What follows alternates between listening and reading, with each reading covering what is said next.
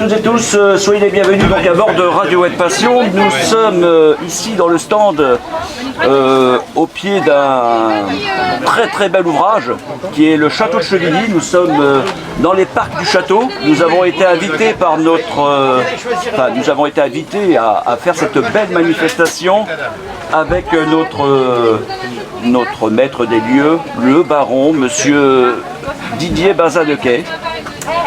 Ici présent avec nous, et j'ai également à mes côtés, j'ai également madame Caroline Janvier qui est notre députée deuxième circonscription du Loiret. Bonjour monsieur, bonjour madame d'abord et bonjour monsieur. Voilà, soyez les bienvenus.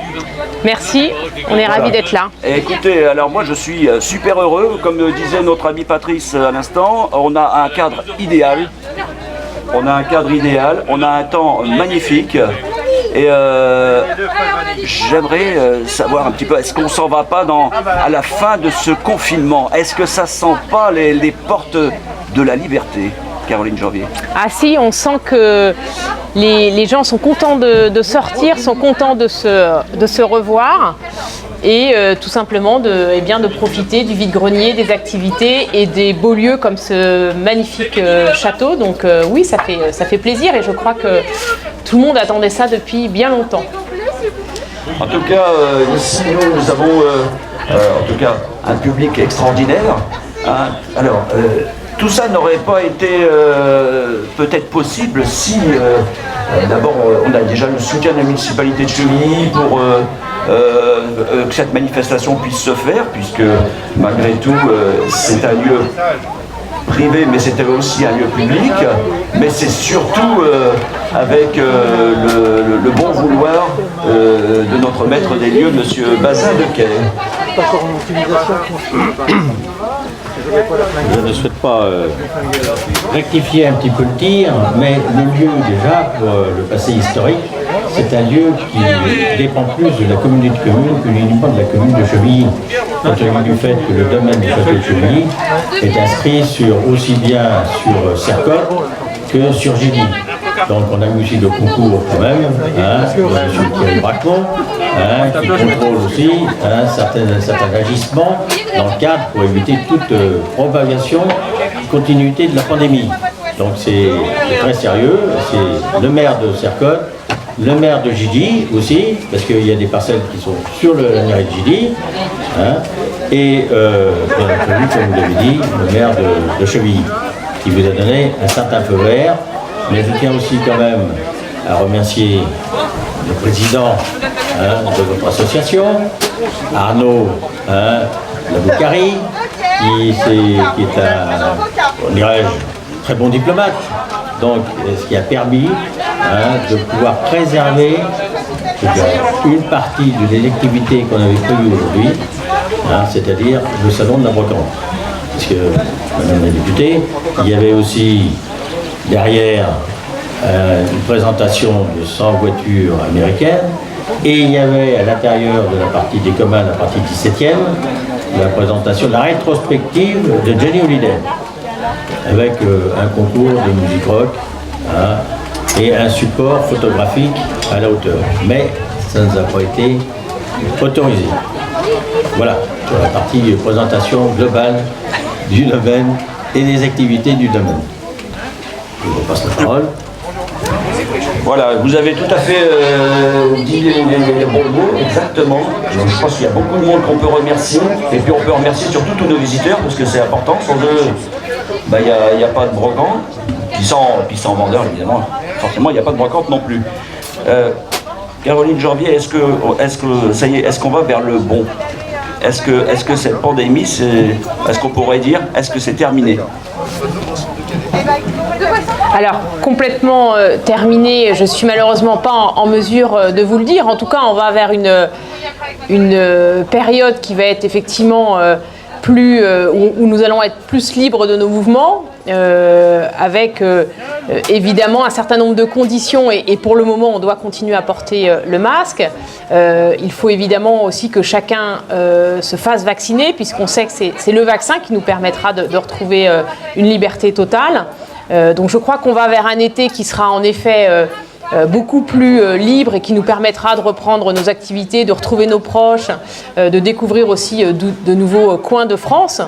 Et ça, c'est, je crois, un des peut-être bénéfices de cette pandémie que d'avoir permis à beaucoup de Français aussi de se promener dans notre beau pays. Mais encore une fois, vous le savez, il y a encore un certain nombre d'incertitudes, notamment à l'automne. Donc, je crois qu'il faut profiter de ce bel été qui s'annonce et continuer à faire attention et surtout à nous vacciner parce que c'est évidemment le passeport vers la liberté. Voilà. À propos de passeport, est-ce qu'on va vivre avec un passeport ou est-ce qu'on va vraiment libérer tout le monde? Alors, est-ce qu'on va retirer le masque? Parce qu'il y en a quand même pas mal de questionnements après le 30 juin. Est-ce qu'on est libre? Encore une fois, oui. Après le 30 juin, on va sans doute pouvoir retirer les masques en extérieur dans tous les cas. Sur la question du passeport, encore une fois... pour que nous puissions être libres de nos allées et venues et de nos rencontres, de nos échanges avec nos proches et avec les autres, eh bien, il faut que nous puissions protéger tout le monde. Et pour ça, il faut que nous soyons en mesure de nous vacciner. Et c'est pour ça que le passeport me semble une bonne chose, puisque c'est ça qui permettra d'avoir des événements, notamment en grand nombre et à l'intérieur, qui seront sûrs pour chacun d'entre nous. Donc oui, la liberté à la condition de de la protection de chacun et de la responsabilité, parce que encore une fois, dans cette pandémie, nous sommes tous embarqués, nous avons tous souffert de mesures privatives de liberté. Et nous avons tous eu peur aussi pour nos proches, parfois perdu même certains d'entre eux. Et donc, il faut que nous soyons responsables et il ne s'agit pas de prendre en compte sa seule situation individuelle, mais bien de considérer que c'est en nous protégeant, en protégeant les autres, et bien que nous sortirons collectivement de cette situation évidemment difficile.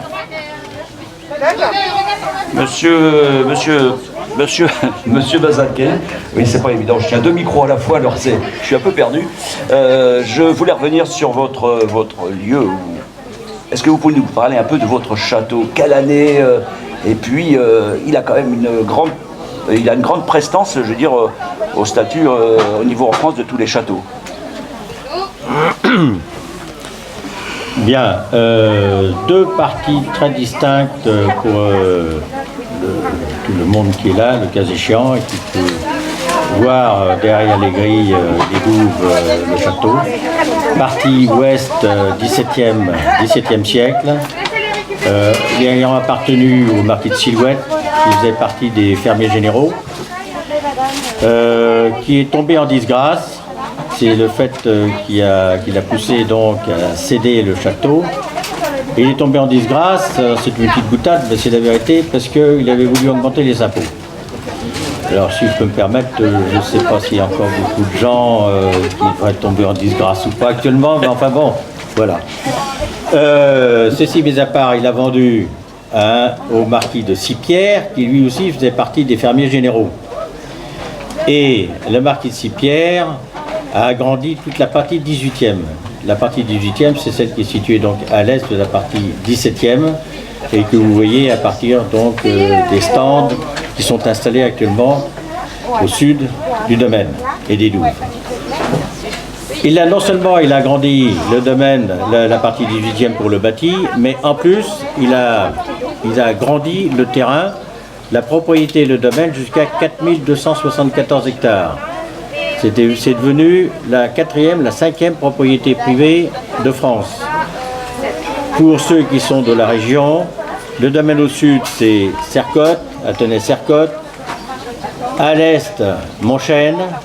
Au nord, Artenay, le château d'Auvilliers, qui est relié par un souterrain jusqu'au château de Chevilly.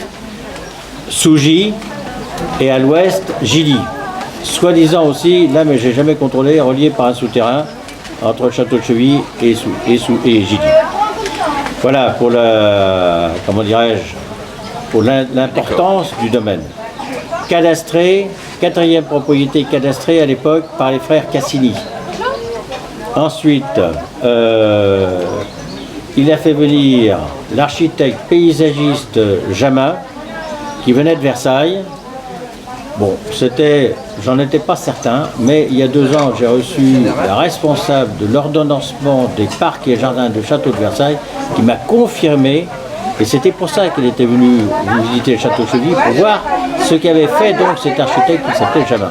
Et elle a contrôlé et a confirmé que c'était bien lui qui avait réalisé toutes les perspectives, les alignements, aussi bien entre le bâti que les plantations, les arbres, les tilleuls, les marronniers, hein, et le bâti entre les axes à 90 degrés pour que ce soit une perfection, je dirais, du parc et jardin à la française.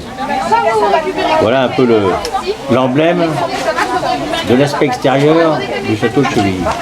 Maintenant, quant à l'aspect intérieur, il y a la chapelle, qui a c'est l'importance principale du domaine du château de Chevilly, compte tenu du fait que le domaine n'avait aucun titre, et le marquis de Sipierre, pour ériger le domaine en baronnie, devait construire une chapelle. Il a donc construit la chapelle à l'extrémité est de la partie 18e. Il fallait aussi une chapelle qui soit fréquentée. Pour être sûr que la chapelle allait être fréquentée, il restait une chapelle dans le village d'Andeglou, qui était à l'époque le nom du village actuel de Chevilly, contraction de Anne de Glou, qui était une châtelaine dont le château avait été démantelé à la Révolution, mais ils avaient conservé la chapelle. Le marquis de Sipierre a démoli cette chapelle-là. Il a démoli la chapelle qui était aux sorties sud de Chevilly, sur le chemin de Saint-Jacques de Compostelle. Il a démoli la chapelle au lieu dit les chapelles. Enfin, il a démoli 4 ou 5 chapelles. Et les fidèles étaient bien plus courts et sont venus donc assister à l'office dans la chapelle du château de Chevilly. Il a fait contrôler par l'évêché et l'évêché a donné le titre de baronnie donc au domaine du château de Chevilly, qui a donné son nom au village de Chevilly. Donc ça c'est l'histoire de la chapelle qui a toute son importance donc, dans ce domaine-là. Vous avez aussi une autre partie qui est très intéressante, c'est la glacière. La glacière sont des petites constructions de 3 mètres ou 4 mètres sur 2 mètres de large, 1,50 m de profondeur, 1,20 m d'élévation, toujours à la sortie des domaines, des grandes fermes, et à l'extérieur des bâtiments. Moi, j'ai le bonheur, quand je vois des visiteurs qui viennent, de leur exposer le fait que cette glacière-là est unique, parce que c'est la seule en France, donc on peut même dire en Europe, qui soit construite à l'intérieur des bâtiments. Voilà. Et elle a des dimensions un peu spéciales aussi, puisqu'elle fait quand même 6 mètres de diamètre, 9 mètres à la verticale, le volume utile sur lequel on l'enterre, on pose la glace, 1 litre de glace, 1 litre de fagot, 1 litre de glace, 1 litre d'eau, 2 mètres utiles pour mettre les produits, sauf c'était la viande, mais c'était souvent les produits de chasse qui venaient de la chasse à court, voilà, et un puits perdu de récupération des eaux de fond de la glace qui fait 13 mètres à la verticale. Et au-dessus de la voûte, de façon judicieuse, ils ont construit le fruitier, qui fait 5 mètres utiles. Autrement dit, à l'intérieur du bâti, ça ne se voit pas de l'extérieur, vous avez quand même un développé de 29 mètres de construction. C'est la seule en France glaciaire. Voilà. Ensuite, plus précisément, alors vous allez dire le château de Chevilly, bon, il y avait quand même du personnel, il y avait 2 fermes, nous sommes revenus à 800 hectares, et à l'époque, avant le machinisme agricole, disons jusqu'à l'année 1950, il y avait sur la ferme du Grand Chevilly 45 chevaux, sur la ferme du Petit Chevilly 25 chevaux, sur la ferme du Grand Chevilly il y avait 120 vaches, une centaine de porcs, la ferme du Petit Chevilly 1200 moutons, et il y avait 60 à 70 personnes à nourrir par jour. 3 cuisinières, bizarrement 3 jardiniers, avec un jardin potager de 2 hectares 200, qui était aménagé de façon très pragmatique, compte tenu du fait qu'il y avait un bassin central de 350 mètres cubes d'eau, en légère surélévation, avec des canalisations enterrées qui correspondaient avec des petits bassins dans chaque parterre du potager, afin que les 3 jardiniers n'aient pas, il n'y avait pas l'eau courante, n'aient pas à courir à travers tout le jardin potager pour arroser les légumes, les plantes, voilà. Ça c'est donc l'aspect du jardin potager. Un autre aspect particulier, c'est que, ben là c'est plus tout à fait historique, mais c'est quand même intéressant. Il y avait autrefois un petit château d'eau, propre au château de Chevilly. lequel château d'eau était en surélévation par rapport au puits qui existait, qui a 28 mètres de profondeur. L'eau est à moins 24 mètres. Il y avait un système de pompage très important, mais ça a peu de feu, donc on ne peut plus le montrer. Mais il y avait l'eau dans le domaine château de Chevilly, l'eau courante à tous les étages. Et je dis ça pourquoi? Parce que de temps en temps, je reçois des personnes qui viennent, mon grand-père né au château de Chevilly, mon oncle mon arrière-oncle né au château de Chevilly, ma tante née au château de Chevilly, à tel point que je me suis interrogé sur les agissements du marquis de Sipierre. Je ne comprenais plus pourquoi toute cette descendance qui était née au château de Chevilly. C'est pas ça la raison. La raison, c'était que les chambres du deuxième étage, qui étaient pour le personnel, réservé au personnel, avaient tous leur lavabo, tous leur eau courante. Il n'y avait pas de clinique d'accouchement à l'époque, et il n'y avait pas l'eau courante dans les maisons, et les femmes des environs, du nord d'Orléans, venaient donc accoucher au château de Chevilly. D'où un nombre incalculable d'extraits de naissance de personnes qui sont nées au château de Chevilly. Voilà. Bon, j'ose espérer, vice-président, madame la députée, que j'ai fait un bref raccourci du passé historique avec une petite anecdote du château. Ah, j'oubliais, pardon, vous m'excusez, j'oubliais. Le parc est agrémenté de 4 statues qui ont appartenu à la reine Amélie du Portugal, que mon arrière-grand-père s'est porté acquéreur, qui sont arrivés ici en 1903. Ce sont 4 statues du XVIIe siècle qui représentent les 4 continents qui étaient connus au XVIIe siècle. L'Europe, l'Afrique, les Nouvelles-Amériques et l'Asie. Et les 4 statues sont visibles dans le parc sur la partie nord de la façade du château de Chevilly, partie 18e, qui est ornée de façon beaucoup plus riche que la partie sud par laquelle on arrive.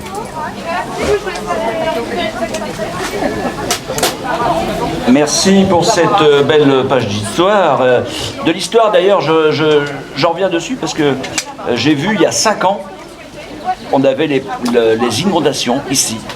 Ces magnifiques douves qui ont été restaurées depuis, on avait, qui avaient été explosées par les inondations et l'eau s'était arrêtée à peu près à peine 1 mètre de l'entrée du château. J'ai retrouvé des photos qu'on avait fait à l'époque.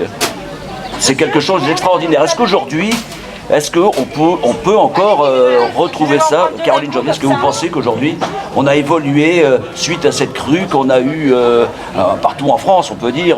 Est-ce qu'on a évolué dans les systèmes de prise en compte, des fossés nettoyés, etc. Est-ce qu'on a tout ça? Est-ce qu'on a réussi un petit peu à progresser dans ce domaine?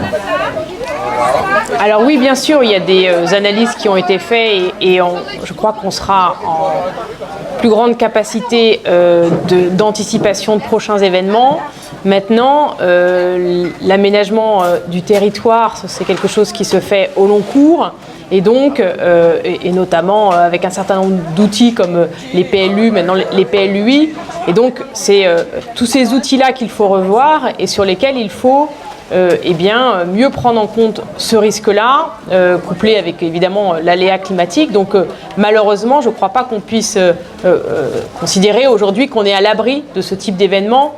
Mais vous avez raison, c'est un drame, ça a été un drame pour ce magnifique château, ça a été un drame pour beaucoup d'habitants de ce département. Moi, je continue encore aujourd'hui d'accompagner des habitants qui ont tout perdu à l'issue soit des inondations, soit de la sécheresse. Et il y a un certain nombre de textes et d'outils qui normalement devraient les accompagner. Mais comme vous le savez, il y a toujours des gens qui se trouvent hors des critères qui sont définis. Et donc encore aujourd'hui, ça reste un sujet pour le Loiret. Et donc vous avez en effet raison, c'est une priorité et qu'il va falloir malheureusement qu'on prenne de plus en plus en compte, que ça soit au niveau local, la façon dont les élus locaux travaillent sur ces plans notamment, et au niveau national, qu'on arrive à assurer, à partager le risque à la fois pour les agriculteurs comme pour les habitants, et que finalement chacun contribue, permette de financer cette espèce de couverture contre ces risques et ces aléas climatiques. Monsieur Bazaveke, vous continuez à faire des visites de ce beau château. D'ailleurs, Caroline Janvier, vous me disiez que vous ne connaissiez pas ce château. Alors, j'y étais venue une seule fois, j'y suis venue une seule fois, mais effectivement à l'extérieur. Et donc j'ai vu très rapidement la très belle cuisine avec tous les ustensiles en cuivre là qui sont exposés. Mais nous avons pris rendez-vous et donc j'espère bientôt pouvoir visiter les nombreux, les nombreux espaces et ainsi que la chapelle et la glacière. Oui, donc je disais, vous allez vous continuer. Aujourd'hui, vous faites faire des visites aujourd'hui, ce dimanche, mais ça vous en aviez déjà fait le week-end dernier, et ça va continuer comme ça, dans le cadre des parcs et jardins. Expliquez-nous tout ça. Comme ça ou comme ça? Comme vous voulez. Bien, oui, alors les visites sont parfaitement régulières. Les horaires, pour ceux qui ne sont pas au courant, c'est 11h, 18h, non-stop. Et l'heure d'arrivée n'offre pas une importance terrible parce que la visite est organisée sous forme de bouclage, ce qui fait que même si vous êtes en retard par rapport à un groupe qui visite déjà depuis 20 minutes, une demi-heure, vous regagnez le groupe, vous suivez et vous arrêtez à nouveau quand du point de départ auquel vous étiez arrivé en retard. Donc il n'y a pas de problème pour les visites, c'est en permanence. Voilà. Sur les visites, on parle de la partie 17e, ensuite on expose la partie 18e, la qualité de construction de la partie 17e, la moindre qualité de la partie 18e, la partie 17e étant construite sur des caves, voire 2 niveaux de caves, la partie 18e étant construite sur la carrière qui a servi à extraire le calcaire pour construire la partie 18e. Bien, ça c'est un point primordial entre la qualité de la partie 17e et la partie 18e. Ensuite, j'expose l'intérêt de la glacière, le système de fonctionnement de la glacière. Ensuite, le jardin potager et ce dont je parlais tout à l'heure, le bassin central alimenté par son propre puits et qui après ça distribue par le système de canalisation les bassins annexes dans chaque parterre. J'évoque la serre qui est construite dans le jardin potager, mais que nous n'avons pas encore à ce jour restaurée, compte tenu du coût faramineux de la restauration de la serre, qui a été, pas endommagée, mais qui a été dans tous les éléments de fonctionnement, les canalisations en cuivre, les bacs en cuivre, la chaudière, a été pendant l'occupation allemande, parce que le domaine a été occupé en 1941 par la commandature. Pourquoi? Vous pouvez me demander pourquoi, je vous donne l'explication. C'est que la toiture, l'axe de la toiture du château de Chevilly, est-ouest, est pratiquement l'axe de la piste principale de la base aérienne de Brissy. Et à l'époque, en 1940-1941, bien entendu, il n'y avait pas de radio, il n'y avait pas de phare, il n'y avait pas de matérialisation de l'axe principal. Et les aéronefs savaient qu'en survolant l'axe principal de la toiture Chevilly, ils étaient dans l'axe d'atterrissage de la base aérienne de Brissy. Donc, depuis l'année 1941, nous avons été occupés.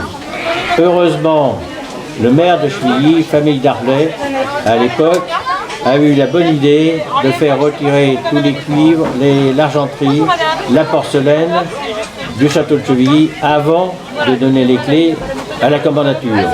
Ce qui fait que quand vous visitez la grande cuisine, vous retrouvez tous les cuivres estampillés château de Chevilly, parce que ça a été rapporté en 1945. Voilà, pour le passé historique par rapport à l'occupation en 1941. Ensuite, nous passons dans le parc, et le parc, et j'explique pourquoi la façade nord est richement sculptée, 4 colonnes toscanes, un fronton à la romaine, une fortune quant aux clés de voûte, parce que les clés de voûte ne sont pas visibles, elles sont internes dans la pierre, et ça coûte une fortune. Actuellement, une pierre comme ça, c'est de l'ordre, je ne vais pas dire de bêtises, mais entre 12 000 et 15 000 euros. donc compte tenu du nombre de pierres qui servent de clé de voûte en colonne toscane, le marquis de Sipierre a manqué de trésorerie pour agrandir tout ce qu'il voulait à la partie 18e, mais il a mis cette trésorerie pour paraître très puissant, grandiose. Et pourquoi donc côté nord? Parce que les invités arrivaient l'après-midi, côté du soleil, le soleil donne l'après-midi sur le côté nord, et arrivaient par la grille du parc, laissaient aux palefreniers leur monture ou leur véhicule hippomobile dans la plaine qui est située donc à l'est du parc, et arrivaient à pied au bal champêtre. Et ils se retournaient et ils voyaient donc toute la façade somptueuse du château de Chevilly. C'était simplement comme si vous portiez un bijou de Cartier ou Mauboussin pour montrer qu'il y avait la puissance. Mais pour terminer sur le manque de trésorerie du marquis de Sipierre, on me pose régulièrement la question du pigeonnier. Le pigeonnier, c'est une mesure, la taille, les dimensions du pigeonnier dépendent d'une mesure restrictive administrative. C'était l'administration qui disait le cuisinier, vous pouvez le construire sur telle dimension, telle hauteur. Pourquoi? Parce qu'ils ne voulaient pas que les pigeons, c'était dépendait du nombre d'arpents du domaine. Il ne fallait pas que les pigeons sortent du domaine. Donc il y avait une mesure restrictive. Le pigeonnier que vous voyez au XVIIe siècle correspond à 800 hectares. En Beauce, un arpent représentait 0,67 hectares. Bon, et des visiteurs me disaient, bah oui, mais attendez, 4274 hectares, le pigeonnier ne correspond pas du tout. J'étais un peu ignorant de pourquoi il n'y avait pas de pigeonnier supérieur à ce pigeonnier du XVIIe siècle. Je suis tombé avec beaucoup de chance sur des planches en aquarelle, 8 planches en aquarelle qui étaient dédiées au marquis de Sipierre pour lui présenter le projet de construction de la partie 18e.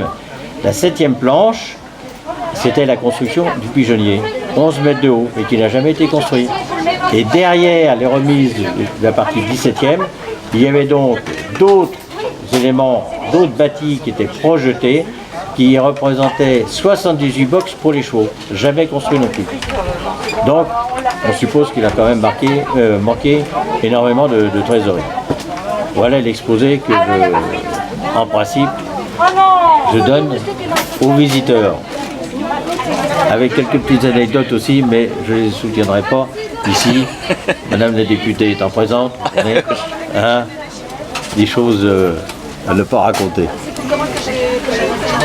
Merci monsieur le baron, merci monsieur Didier Bazin-Lequer. Alors vous êtes deux frères à tenir ce château, à l'entretenir, parce que vous mettez la main, je dirais, à la pâte, très sérieusement. On vous a vu encore hier désherber fermement et nous rendre un lieu aussi qu'accueillant que chaleureux. Voilà, merci beaucoup pour cela. Caroline Janvier, le dernier mot pour la fin. Bah écoutez, un grand merci de votre accueil dans ce magnifique domaine. Et puis, merci à vous. C'était toujours un plaisir d'échanger avec Radio Web Passion. Merci messieurs, dames, merci beaucoup pour votre présence ici parmi nous. Et puis merci encore à tous les exposants, merci à tous nos visiteurs qui sont très très heureux, qui sont garés très loin, ils sont garés à presque 3 km peut-être, je ne sais pas combien on a jusqu'à l'entrée de Chevilly, on doit avoir à peu près ça, c'est énorme et franchement vous nous gâtez et vous gâtez tous ceux qui sont là, qui se sont levés de très bonne heure ce matin. Et puis je remercie évidemment toute l'équipe bénévole autour d'Arnaud Laboucari, notre président. UJF TV au cœur de l'actualité de la métropole.